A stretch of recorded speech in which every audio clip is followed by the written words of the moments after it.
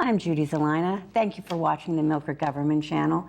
And I just wanted to talk a little bit about our own Millcreek Paramedic Service.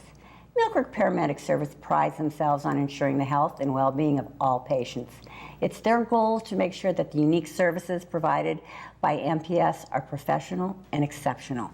With its roots in the fire service and its skills based on the most advanced life support techniques, you can rest assured that the well-trained and dedicated personnel of Millcreek Paramedic Service have your family's best interest at heart. They're dedicated to the welfare and the safety of all Millcreek residents. Joining us is outgoing Executive Director and the Assistant Medical Director, Brandon Kramer, MD, and a few other little initials after that. And we're also going to be introducing a new member to the MPS family today. So first off, Brandon, thank you so much for joining us again today in the program. Once a year, we like to snag you guys and see what's going on in MPS. First off, I want to talk a little bit about the history of Millcreek Paramedic Service. Perhaps some of our viewers aren't, quite familiar of your story. So thanks for having me back. It's always great. It's great to see you again. Great. It's so much fun. I always enjoy doing these shows with you, and happy to introduce here my successor.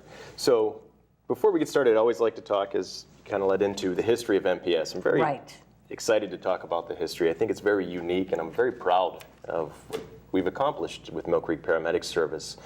The company now has existed for about 17 years. We started in 1999. In fact, May 1st, 1999 was the first day of our first call as a paid EMS service covering Millcreek Township. But the true origins of Millcreek Paramedic Service started about 80 to 85 years ago, rooted in our volunteer fire service. The original model for emergency service in Millcreek Township was that the volunteer fire departments provided the ambulance service as well to the residents of Millcreek Township. But as everyone's well aware, Millcreek Township began to grow by leaps and bounds. Today we exist almost 55,000 residents by some counts. So in the late 90s, the volunteers had a traditional model where if somebody needed an emergency, they would call for an ambulance, and the volunteers would respond to their station, pick up their ambulance, and then go treat the patient and then transport them to the hospital. As the township began to grow, that became too much of a burden for the volunteer services. Very fortunately, we had 5 volunteer fire departments in Millcreek Township, all of which exist today: Bell Valley, Kearsarge, Westridge, Westlake, and Lake Shore. And in the mid-90s, they came together and started to look at ways to provide a higher level of care, recognizing that their manpower was becoming an issue to provide adequate emergency medical service. So they pooled their resources, and that's one of the things that's very unique about this particular EMS service, is that it really was 5 volunteer fire departments pooling their resources together for the safety and the welfare of Millcreek Township residents. And in 1999, that came to fruition with the formation of Millcreek Paramedic Service. We ended up making our ambulances advanced life support, hiring paramedics and EMTs to be in station, and today exist answering almost 10,000 calls a year with the highest level of pre-hospital care. So definitely a different organization than it started, but it is important to emphasize that we are still deeply integrated with the volunteer fire departments, and still they exist today as the ultimate leadership of the organization. The executive director position answers to a board of directors that are made up of representatives from each of those original owner volunteer fire departments. Oh, okay. Now, Brandon, you've been the executive director, and you have been with MPS from day one, haven't you? I came in shortly after the creation of the company. I started at the very beginning of 2001. So and I've had 2 terms now as director. One stint in 2003, and then I've been executive director now since 2008. Okay. And I'm introducing you as the outgoing executive director, which we're going to segue right into the other visitor, the third person at the desk. Brandon, tell our visitor who's joining us today. So my successor is Peter Frenchak. So as MPS grew by leaps and bounds, as you are well aware, my medical training is near completion, and I'm getting ready to kind of move off into attending land as a physician. And MPS certainly continued to grow. When I joined the roster, we had 16 people that were actually on the schedule. Today, with our administrative staff and all of our employees, we have over 80. When MPS was first started, we had budgeted for approximately 200 calls a month, and last month we had almost 900. Wow. So the organization has grown by leaps and bounds, and my time certainly is limited, both with young children and moving on in my medical career, and we recognize this, that it was time. The organization needed somebody that, number one, had significant experience in management, significant EMS experience, significant leadership experience, and even significant business experience. And we did a broad search. And by no surprise, listing all of those qualifications, it's very difficult to find somebody that fits that mold. How long did the search take? So we actually had a search conducted in parts. We had tried over the course of 2 years, knowing that the time was going to come where we needed more present and really some diverse opinions too. I've been here since 2001. I'm really looking for some outside ideas to bring some new innovations from outside of the Erie region into Millcreek Paramedics. So 2 years, we had another interview round here that just wrapped up a few months ago, and happy to say that we did find a candidate that I think is great for the fit. We'll go into his bio here. I think you'll be very impressed with his background. So Judy and Millcreek Township, I'd like to introduce you to new Executive Director, Peter Frenchak. Peter, it is so nice to meet you. Thank you. It's good to be here. It's our first time meeting, but I have heard so many good things about you. That's good to hear. So it's good to be here, and I've heard a lot. It's always good to hear the good things. Absolutely, and I've heard a lot of good about the community that I'm getting ready to move into. Now, tell our viewers some of your background and what actually brought you on the road to MPS. It's been a long road, Has it? and it's been a great road. Okay. My life in emergency medical services started very much whenever I was a child. I grew up in the community hospital in Butler County, was all less than a few blocks from where I grew up. And I started by seeing helicopters landing at the hospital. And I had a very strong interest as a child in that, and obviously the childhood love affair with the fire department and things like that. So I started much like a lot of our community members have within our service line, where I was a volunteer firefighter. I started as a junior firefighter. I went through my initial training while I was in high school through our VOTEC program in Butler County, became an emergency medical technician.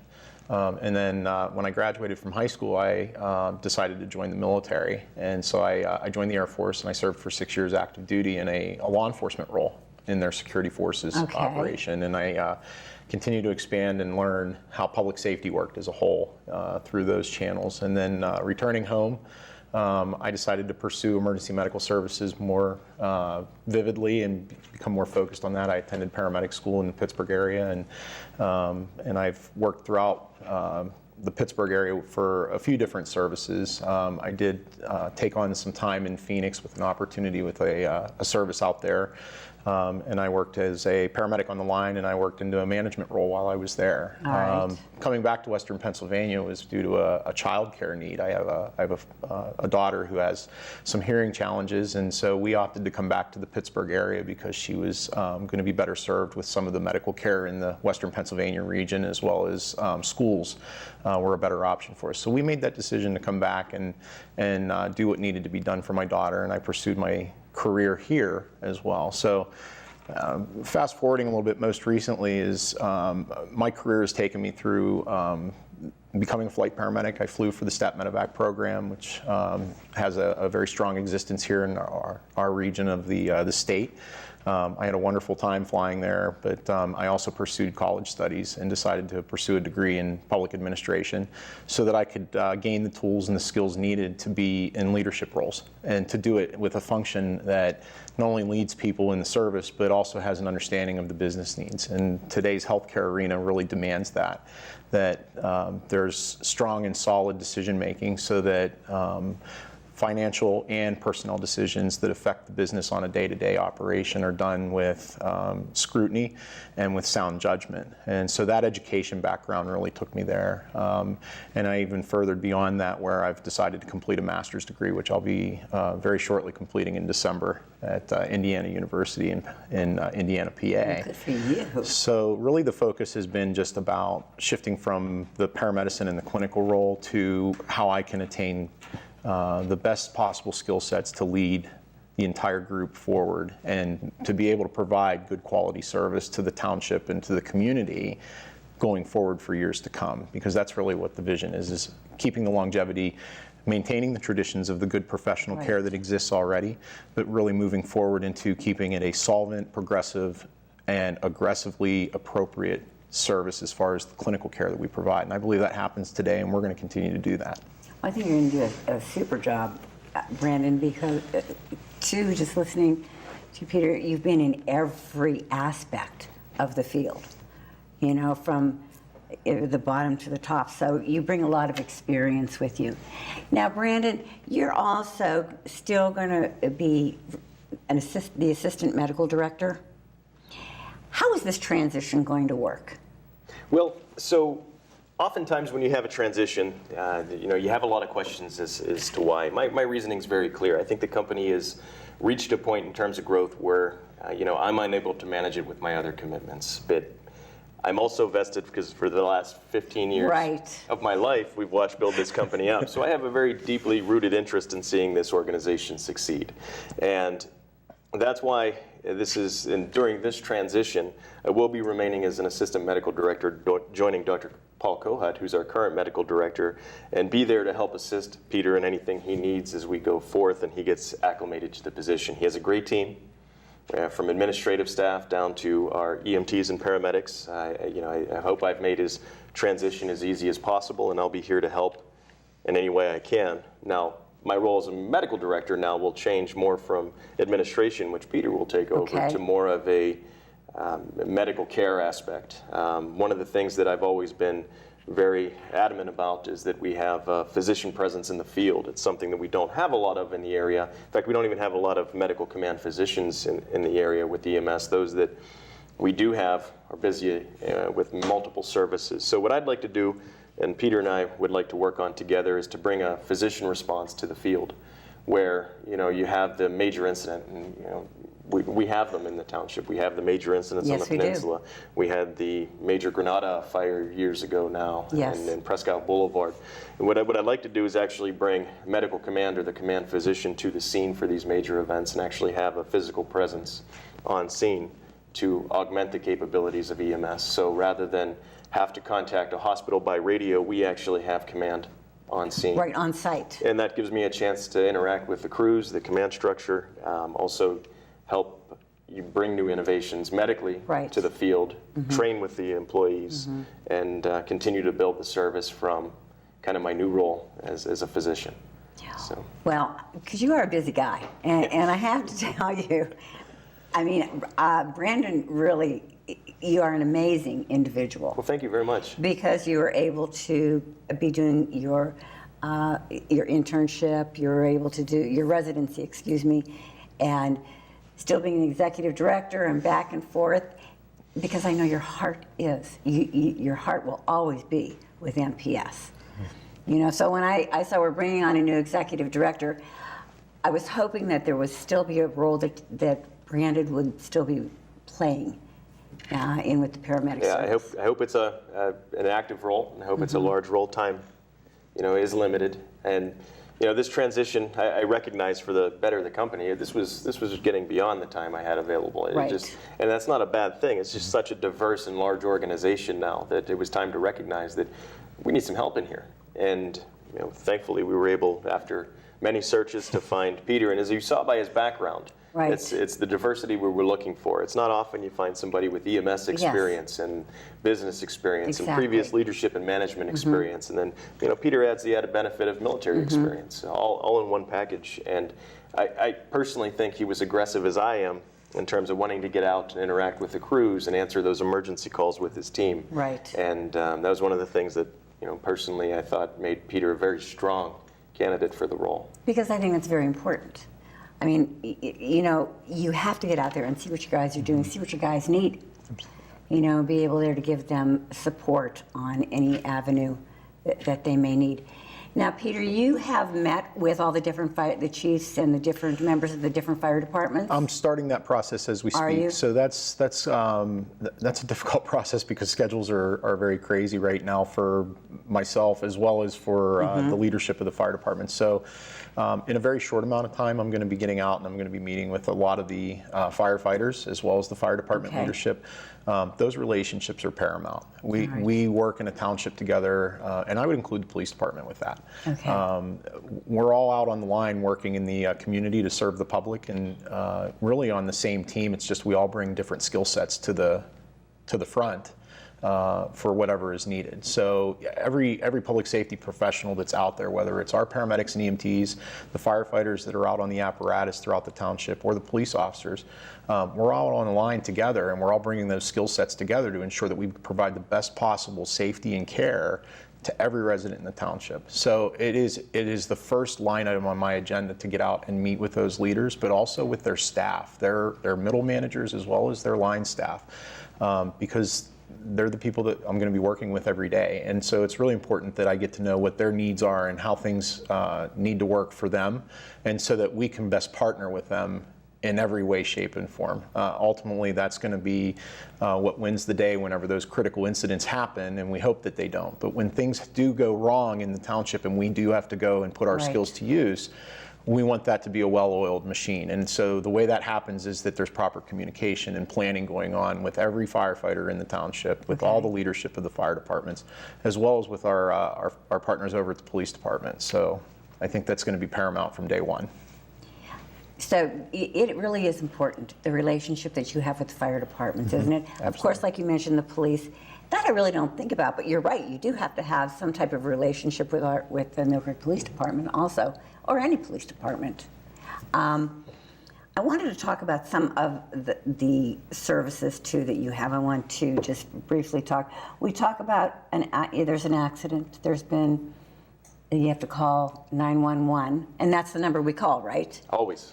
I don't call you directly, do I? Always 911 for an emergency. Okay, and why is that? Say I'm a member of MPS and I want you to come. Why do I call 911? So the thought process in any emergency, and this goes almost nationally now because it's a national system, isn't who we want in an emergency. We need help. And every municipality has set up a system where help is available, able to respond, and that's 911. In Millcreek Township, if you call 911 and you have a medical emergency, or God forbid you're in a car accident, you get Millcreek Paramedic service. And for most patients, they live in the area or family members that are in the area, so they already have memberships.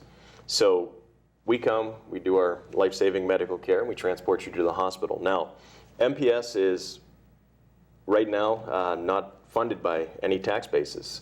We only operate and buy ambulances and pay crews and train our staff based on the revenues we render from billing insurance companies. So after the call is completed and hopefully everybody's okay and walks out of the hospital that day, and we process the payment to insurance. Sometimes insurance doesn't cover an ambulance bill, and the ambulance bill can be upwards of $1,000 if you have an IV, a heart monitor, medications. Sometimes, and every insurance plan, especially these days, are different. Sometimes you're left with a copayment. Sometimes it's a pretty big copayment, or sometimes you don't have any insurance at all, and you're saddled with that bill or that out-of-pocket expense. So since our inception, we've offered a membership program. And what the membership program does is it protects you from any out-of-pocket expense. Actually, it has two key functions. One is to protect you from any out-of-pocket expense. So the last thing you want to worry about after you've been treated for a heart attack or chest pain is your ambulance bill. So for a small fee annually, you purchase the membership, and you have the peace of mind knowing that if you need to use this service, God forbid, 10 times, your out-of-pocket expense is still going to be zero for medically necessary trips. Right. The other benefit, and this is one that I've always stressed, is that we do operate off of the revenues that we generate. That's what we have to put back into the organization. And the other major income for this organization is our membership revenue. Somebody that buys a membership, even if they're in their 20s and 30s and thinks, well, I never need an ambulance, they're probably right. But the second benefit of that membership is that we take those dollars that are spent to purchase the membership, and it buys the next ambulance. It gets us the next heart monitor. You know, a new ambulance these days costs between $120,000 and $140,000 by the time the lights are hooked up and the radio is installed and the name's on the side of the truck. A heart monitor, $40,000. A stretcher, almost $20,000. See, we don't even stop and think about We all don't. those expenses. And they're tremendous, and they go up every year. Right. And unfortunately, like many things we're facing today, we don't see a lot of increase in the reimbursement. Medicare and Medicaid haven't kept pace with the cost of doing business. I could have purchased a stretcher 10 years ago for a third of what I can get it today, but the Medicaid and Medicare rate are almost identical for our reimbursement. So we live in this world now of rapidly increasing and steadily increasing cost, but almost stagnant revenues. And I can't go to the government and say we want to receive double what you've paid us for Medicare because I think that's what the service is worth. We just don't have that ability, but the costs go up every year. So things like the membership drive, things like donations really help keep our service giving the high quality of care that we deliver today. And that's why it's so crucial. So I ask people not to look at the membership just as what's in it for them in terms of out-of-pocket expense and peace of mind, but also what's in it for the community, knowing that your membership dollars are reinvested and they stay right here in Millcreek Township. They help fund either the next time you need an ambulance or your neighbor does. And I think that's so important for our viewers to realize that every penny of that membership is there to help MPS grow and to remain state of the art. Because the equipment changes too, doesn't it, guys? All the time. There's always something new and fancy coming on board. Absolutely. The continuum of medical care is ever changing. There's new technology and there's Right. new standards of care that are happening daily in Yes. the medical arena, and that doesn't change for emergency medical services. No. And in order for us to stay on top of the best possible clinical care that we can provide to every patient, we have to stay educated and we have to stay equipped, and that does cost dollars, and it's money that we have to spend to operate, but we're willing to spend so that we can be at the very top of the list as far as the providers that are in the area providing that care, and that we can be on the edge of the envelope with the best care and the latest technology. There's other things that you guys do other than just, there's other services you provide. I know one of them is you will provide classes, like to different organizations, like CPR classes or something like that. We do, community outreach. One of the things that we Exactly. find saves lives on a regular basis, early access to CPR and AED, those are just the time and time again proven to be the two things that really save lives in the field. And we're starting to expand our outreach. We teach CPR classes for the community, our nursing homes, AED training, those kind of things, because it does save lives. And it is important. Every community member can technically Right. be a helper in an emergency situation, and we want to get out to the citizens and train as many as possible to help us help them. And we're seeing more and more of that now, and I think our outreach has grown significantly over the past few years. So you put on safety classes. If someone's interested in taking one of these safety classes, they can always call. Always call the office, yeah. and because it really is important. I did just take a class on the AED. Hopefully, You never have to use it. That's right. please, because I have to go find my notes and everything. But no, it truly is life-saving. It really is. You guys do such a great job. And viewers, I just want you to know, I can speak from my own personal experience with MPS. Sadly, I had a family member that needed an ambulance. You guys were right there. It was elderly, and she was elderly, and you put her at ease, you helped her, you work with the family, because of course the family's nervous too in this situation. So you're not just dealing with patient, you're dealing with crazy family members too. Not that I am, Brandon and Peter. No, really, I'm not. That's absolutely true, though, and I'd like But to it highlight on that the family members are very much a part of Exactly. the encounters that we have, and it's very imperative that we embrace the care that we need to provide to the loved ones that are concerned for the patient and their loved one. Right. And I would want to piggyback on the CPR for 1 minute, is that we are so dependent on the community to make it work. It's the same way for law enforcement, it's the same way for the fire departments, it's the same way for us. we don't function without the phone call to activate us. We can't function without good information. So when you call the police department to report a problem, they can't do anything without good information to search those investigative leads. We are not nearly as powerful of an entity without the community involved. So we depend on the community for those different types of support. And when it specifically comes to calling for help, the things that get done before we get there, the CPR, the pre-arrival care instructions that they take from the 911 operators, that's so imperative to making what we do more successful. So I would encourage everybody in the community to take some kind of class to learn what to do. Call us, get in touch with, there's lots of community organizations that offer education. Right. So whether it be through us or one of the churches, whatnot, call and get a class and learn what to do and be a part of the team, because we depend on the community just as much as they depend on us. And that is so true. It really is. Guys, our time's coming to an end. Thank you so much, Brandon, for joining us. Thanks for having us. I hope you're going to be on again, though, because... This isn't goodbye. This is a visit. And it's welcome, Peter. Thank you. Welcome Thank you for having to the me. It's MPS great to be here. family. It's a great organization. Can't say enough. They're just super. Very important memberships. I don't care if you're 20 years old. Doesn't hurt to have a membership. They're helping the community, and you never know what's going to happen down the road. So, viewers, if you have any questions, check out their website. Give them a call.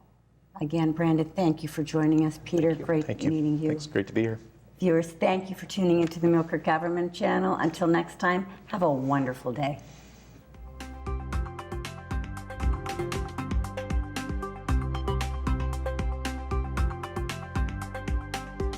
You're watching the Millcreek Government Channel, powered by WQLN Public Media.